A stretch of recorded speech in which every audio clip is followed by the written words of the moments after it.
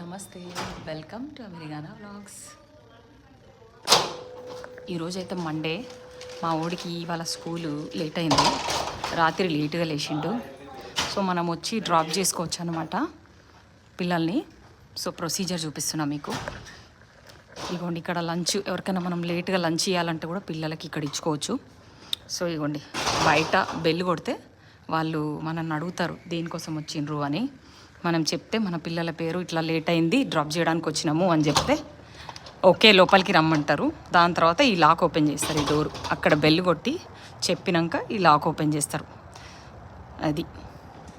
So ప్రస్తుతానికి temperature అయితే 20 degrees ఉంది. ఇగో ఇట్లా బయట కారు ఆపుకొని వచ్చి ఇగోండి వీళ్ళందరూ అదే ఏదర్ లంచ్ చేయడానికైనా లేకపోతే లేట్ డ్రాపిన్స్కైనా.